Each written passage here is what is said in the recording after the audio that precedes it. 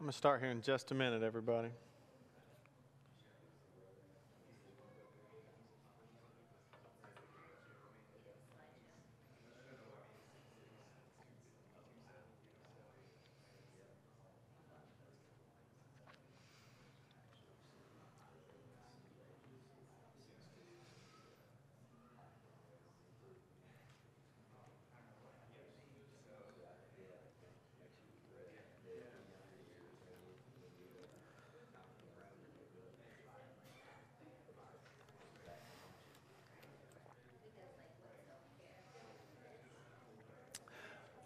All right, everybody, I'm about to get started.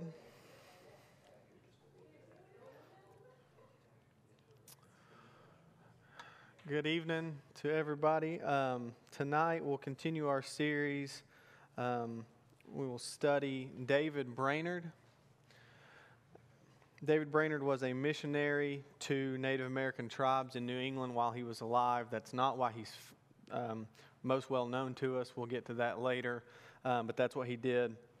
I had a preacher used to say a phrase called "living in the dash between the dates." During the dash, he was a missionary to Native American tribes in New England. He was born in 1718 and died in 1747. Yes, that's 29 years of life. I found him to be a very interesting figure. I wanted to include him in our study of this. It's been difficult to trim this to the 30 minutes that I have, but in the time that we have tonight, I'll do my best to do three things. One, introduce you to Mr. Brainerd and give you a brief history of his early life, provide you with some highlights of his time, a little bit of insight into his time as a missionary, and then explain to you why he's been so influential to Christians throughout the centuries since his death. And I hope you see why I wanted to include David Brainerd in our study of this period in church history. The word Brainerd is very familiar to all of us here in Chattanooga. Brainerd Road leads to the Brainerd Mission Cemetery, and that's all that remains of a mission to the Cherokee Indians that was established in 1817. It was originally named the Chickamauga Mission, but shortly after it was established, it was renamed the Brainerd Mission in remembrance of David Brainerd. And here we are tonight, 200 years later, to discuss the legacy that Mr. Brainerd left behind. In his book about Brainerd's life, entitled David Brainerd, May I Never Loiter on My Heavenly Journey, John Piper has this to say about the young New England missionary. Brainerd's life is a vivid, powerful testimony to the truth that God can and does use weak, sick, discouraged, beat down, lonely, struggling saints who cry to Him day and night to accomplish amazing things for His glory. I've included several quotes of Brainerd's in my presentation in these slides. This is the first one we have. We are a long time in our learning that all our strength and salvation is in God. I know that can be said for me. David Brainerd was born in Haddam, Connecticut on April 20th, 1718. That was 300 years ago this past April. His parents were Hezekiah and Dorothy. He was one of 10 children, and he was orphaned at the age of 14. Both parents had passed away by age 14. He went to live with one of his older sisters after that. Her name was Jerusha, and that would go on to be an important name in Brainerd's life down the road. So remember that name, Jerusha. Brainerd spent much of his life coping with deep depression, loneliness, anxiety, and grief. And this is one of the parts of his life that, because of the time restraints I had to cut a lot of this out. We could have spent 2 weeks on just this period of Brainerd's life where he dealt with and wrestled with, and you can read a lot of this in his journal, his diary, if you were ever to read it. He wrestled with his own salvation. He's a young man. He strongly desires to be saved. He's trying to wrestle with how that works out. He knows from reading the scriptures and teaching that it is of God alone, but he wants it so bad. He wants to do something to make it happen, and he wrestles with that. I encourage you to read his diary, and it's one of the very first things you get to there. But for our purposes tonight, I'm going to skip right to age 21. He, quote, he had an experience of unspeakable glory that sparked in him a hearty desire to exalt God, to set him on the throne, and to seek first his kingdom. That's recognized as his conversion experience, and shortly after that, he enrolled at Yale. After his first year at Yale, he became seriously ill with a disease that would lead to his death several years later, and that was tuberculosis. After spending some time away from school, attempting to recover, he returned to a very divided campus at Yale. At a conference for pastors in 1990, John Piper gave this description of what happened when Brainerd returned to the university. In 1742, Yale College expelled David Brainerd. A spiritual awakening had been sparked on the campus in months prior. As it began to grow and draw in more zealous students, tensions arose among the skeptical faculty, such that the college trustees passed a code prohibiting students from even insinuating that any of the faculty were hypocrites, carnal, or unconverted men. Long before it was reported, before long, it was reported that Brainerd made some uncharitable comments of this type, and even though he was at the top of his class academically, they booted him from school. Add this to the fact that to be an established minister in Connecticut at that time, according to the law, you had to be a graduate of either Yale, Harvard, or one of the European universities. So Brainerd had been kicked out of school, and his dreams and what he personally viewed as obedience to God's calling to become a pastor, it all fell flat. That was very difficult on him. As Piper explains, Brainerd felt cut off from his life calling when he was expelled from Yale. This is a hard fact to swallow, tragic as it might seem, considering that he died at the age of 29. He didn't live very long. But we're here to look at his life, admitting there's a good story to be told and retold, one that's not about the expulsion, but about what God did through him in that handful of years between the expulsion and his death.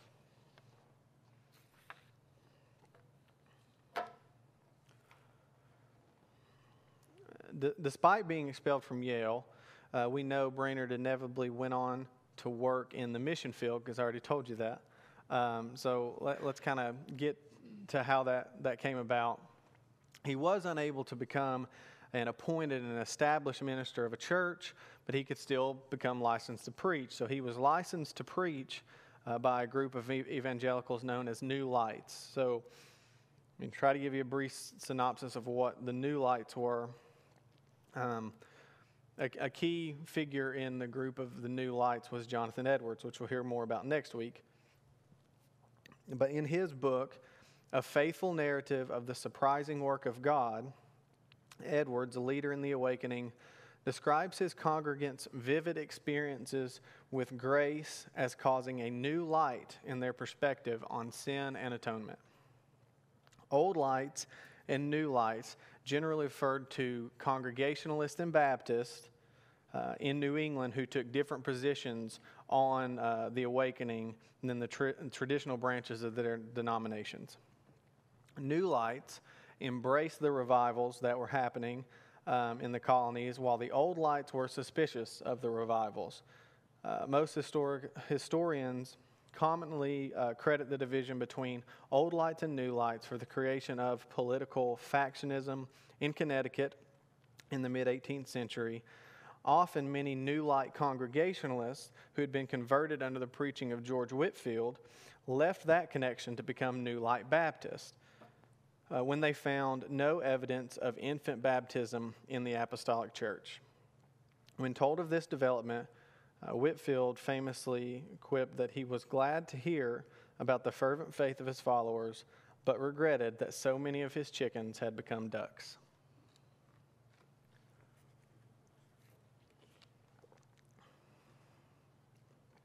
However, Brainerd was licensed to preach, and it was suggested that he devote himself to missionary work among the Native Americans.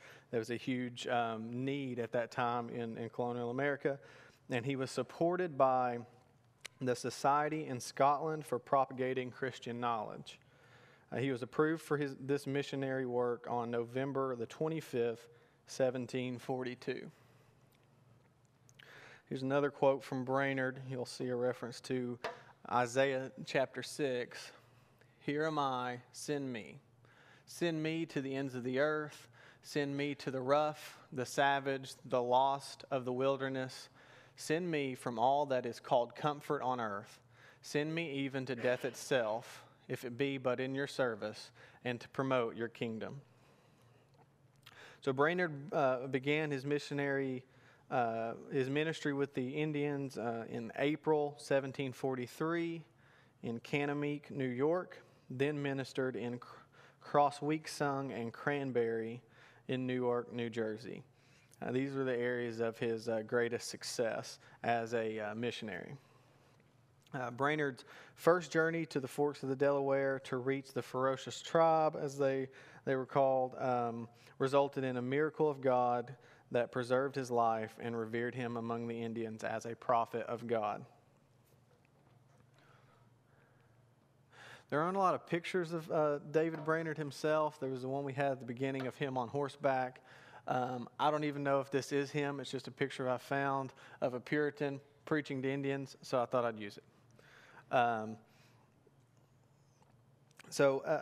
As the story goes, when he first went to preach at these tribes in Delaware, Brainerd was encamped at the outskirts of the Indian settlement and planned to enter the Indian community the next morning to preach to them the gospel of Christ. Unknown to him, his every move was being watched by warriors who had been sent to kill him. The historian records the incident like this: "But when the braves drew closer to Brainerd's tent, they saw the paleface on his knees, and as he prayed, suddenly a rattlesnake slipped to his side, lifted up its ugly head to strike, flicked its forked tongue almost in his face, and then, without any apparent reason, glided swiftly away into the brush. The Great Spirit is with the paleface," the Indians said, and thus they accorded him a prophet's welcome. That incident in Brainerd's ministry illustrates one of many divine interventions in Brainerd's life. It also illustrates the importance and intensity of Brainerd's prayer life. Brainerd prayed. If there's one thing you need to know about him that we could take note from, is that he prayed. And if you read the life and diary of David Brainerd, on page after page, you'll read these types of quotes. "And God again enabled me to wrestle for numbers of souls, and had much fervency in the sweet duty of intercession. This morning I spent about 2 hours in secret duties and was enabled more than ordinarily to agonize for immortal souls. Though it was early in the morning and the sun scarcely shined at all, yet my body was quite wet with sweat. Spent much time in prayer in the woods and seemed raised above the things of this world. Wasn't able to pray much through the whole day. Spent the day in secret fastings and prayer from morning till night."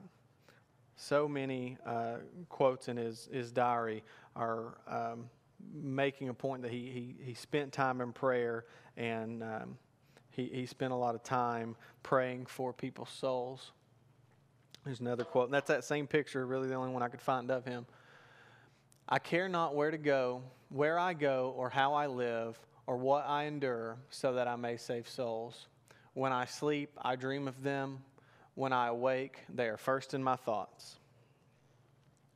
Another quote from Brainerd's diary during his time as a missionary to the Native Americans is as follows: "I have now baptized in all 47 persons of the Indians, 23 adults and 24 children, and through rich grace, none of them as yet have been left to disgrace their profession of Christianity by any scandalous or unbelieving behavior.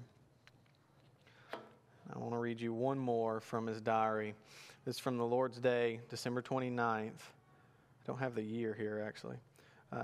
After public worship was over, I went to my house, proposing to preach again after a short season of intermission. But they soon came in, one after another, with tears in their eyes, to know what they should do to be saved. It was an amazing season of power among them, and seemed as if God had bowed the heavens and come down, and that God was about to convert the whole world.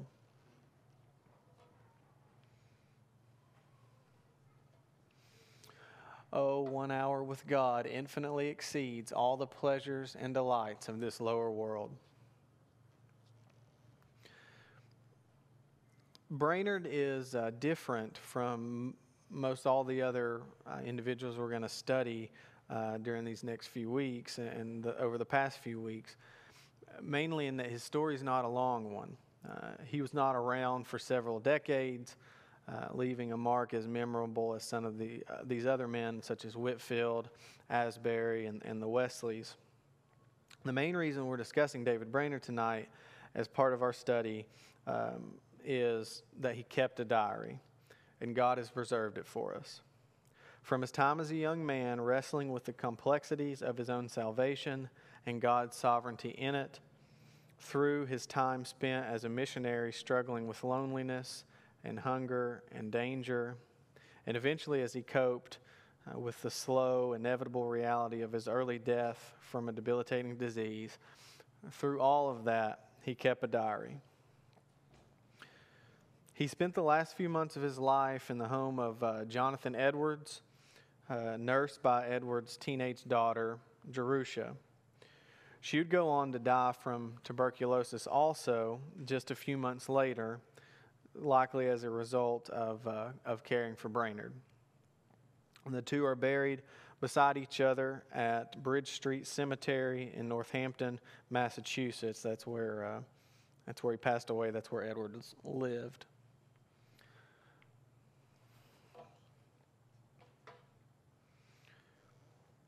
When he died, Edwards preached his funeral sermon, and it was titled, "True Saints, when absent from the body, are present with the Lord."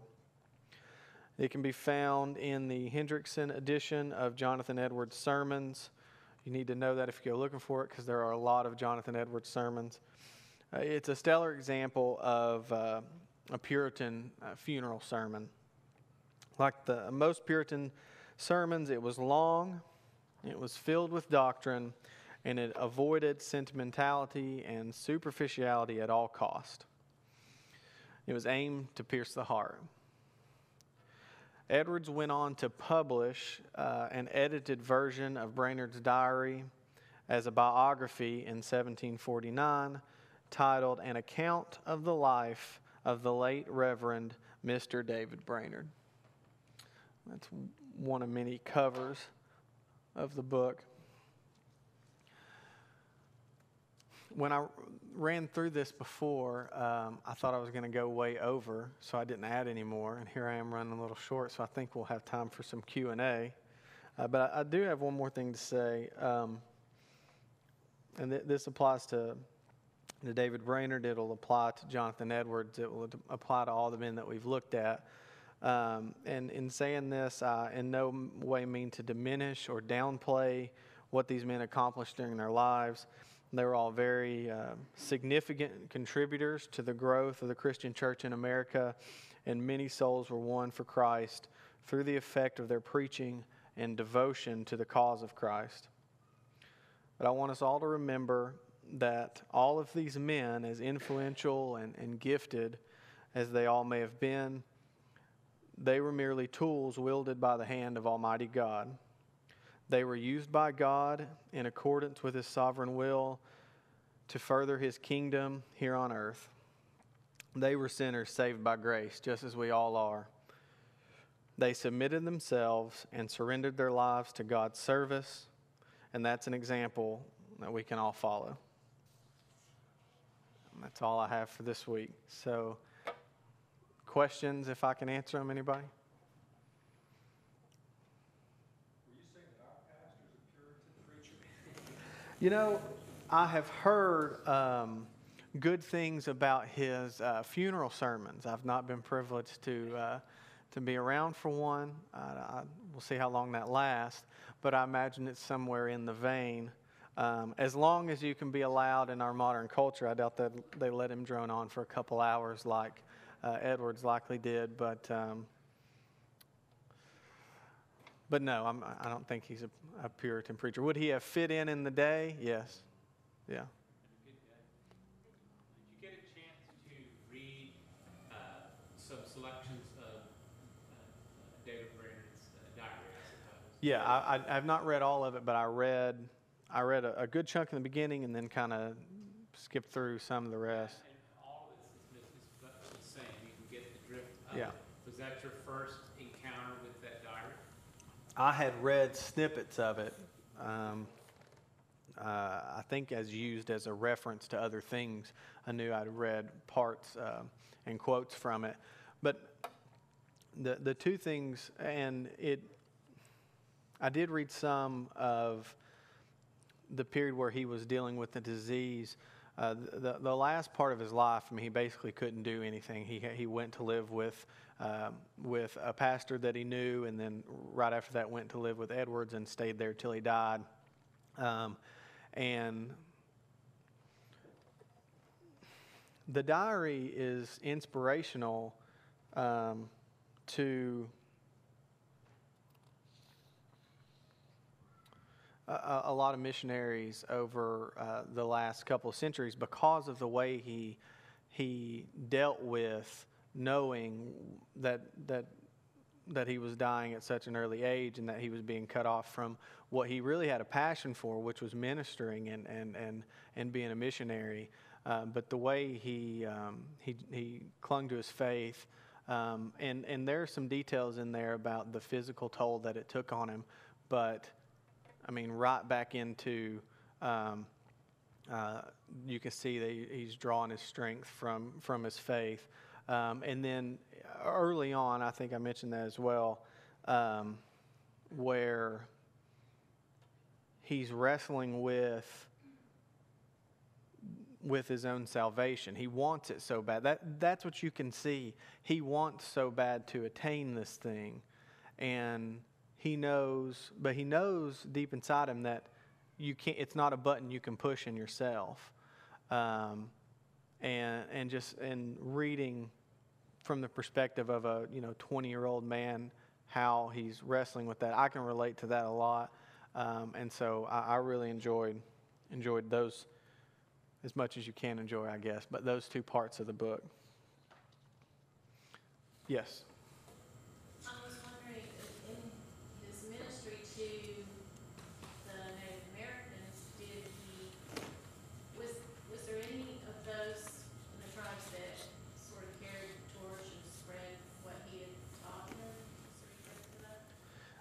His time as a missionary, there's not a whole lot you're going to gather about it other than what you can read in his diary. And so as far as I know, I don't know if that occurred or not. From what I read, it wasn't noted. A lot of what I read were these reflections of prayers he had through the day or responses he had to his sermons and things like that. But he didn't stay around them long enough to know what they had gone on to do, because his time as a missionary was really only like 2 or 3 years. It did not last very long. But to answer the question, if that occurred, it wasn't recorded that I noted it. From what I remember reading, it did have an impact. There were many Indians who did become Christians. That was confusing to some of the colonists because they didn't look the same, and they lumped them all in the same group, and oftentimes they were slaughtered with others, and they were not pagans, they were Christians.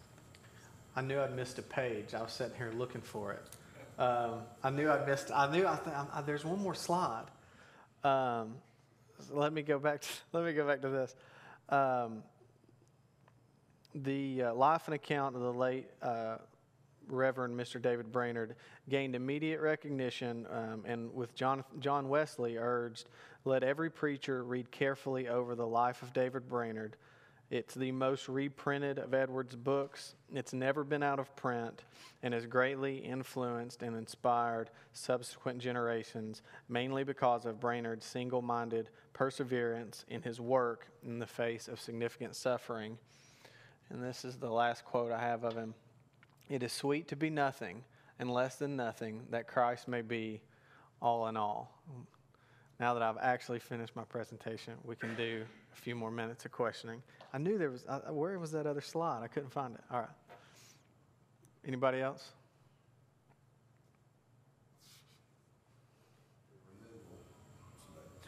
We'll go to Andy and then come back up. No, go first. Okay. The removal that placard spoke of was, that was the Trail of Tears.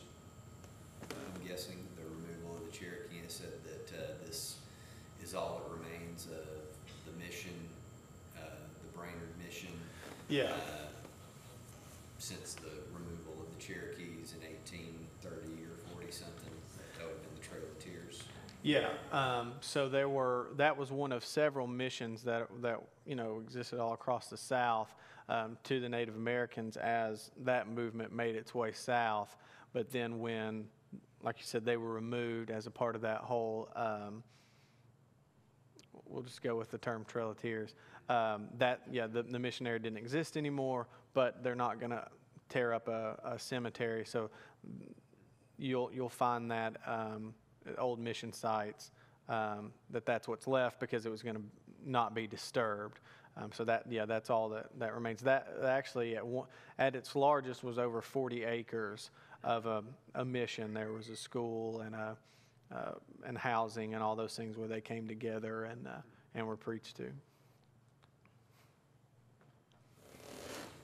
What's the one takeaway you would give us? Of Brainerd's life. You studied it extensively. Mm-hmm. Give us one thing.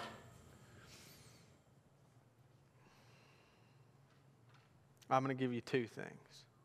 One is the thing that I mentioned at the end, whether it's Brainerd or any of these other guys, they were sinners saved by grace like we are. And we're reviewing examples of men, just like with the reformers and all we've done in church history so far. They're mortal men that God used to further his kingdom. And we all are and can be a part of that. But the other thing was, he definitely, and it's what you can read from his journal, the accounts of prayer in his life and how passionate he was about having a fervent and regular and deep prayer life. You see the same thing when you read about Martin Luther. His quote is, "I have so much to do today, I must spend 3 hours in prayer to get it all done." Brainerd was that kind of guy. He was cut from that cloth where he knew for him to accomplish what he needed to do. And so much of his life, the things that he was accomplishing was overcoming difficulties and dealing with suffering. For him to do that, he had to spend a significant amount of time and commit himself to prayer to be able to deal with all the things that he had to deal with. So those are the two things I would tell you. But about Brainerd specifically is devote yourself to regular prayer and have a passion for it and understand its significance, the role that can play in your own life. I appreciate that because that kind of illustrates what we've been doing as a church. Yeah. Where pastors have been talking about how could God use the Chaldeans, unrighteous people. Well, then there's no righteous people. So these Puritans are sinners, Yeah. just like we are. But then we've been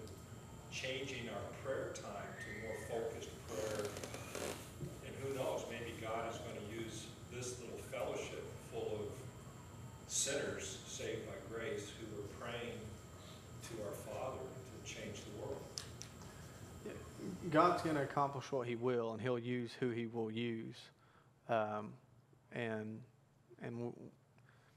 it's a big part of humility is just to submit yourself to that.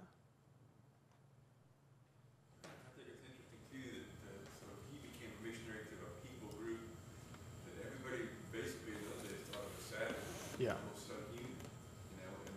And it mentions how that they were really impressed with the results of his converting the Indians and how that they became, you know, they realized that they're just like anybody else. In fact, as it was saying here that Dartmouth College was originated from a school founded by a fellow by the name of Wheelock for Native Americans and colonialists in 1748.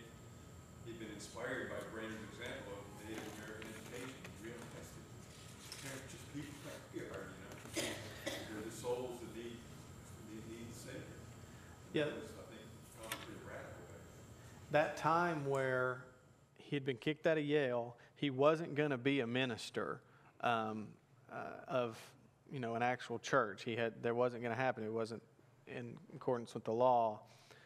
I mean, it was almost, well, this is all you got, you know, this is all you got left.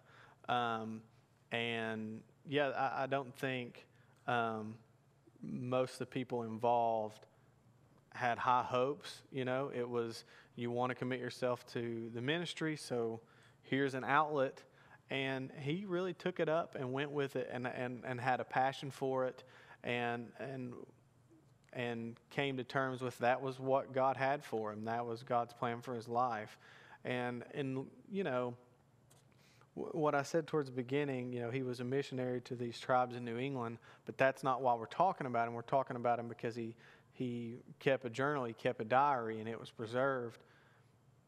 While he's keeping that diary, he doesn't know, you know, he doesn't know that that's going to go on to accomplish some great work. He doesn't know that it's going to go on to encourage and inspire missionaries for centuries. He doesn't know that he doesn't know that Edwards will find it and publish it. None of this. This was just his private, personal recounting his day to day and his life, his difficulties in his life walking with the Lord. And I think that's another example. Is you don't know what you do that God will use to a greater purpose. We might think doing this thing in this area of my life that I do, yeah, those things are important. And if God's put it in front of you, you need to give it your all. But you don't know one little encounter with somebody you might have had today, or you might have tomorrow, or that you might have had 5 years ago, where you did the right thing and you were compassionate towards them and you shared the gospel with them. You might never see that person again, or you might never hear what happened, but there may be fruit from that we'll never know.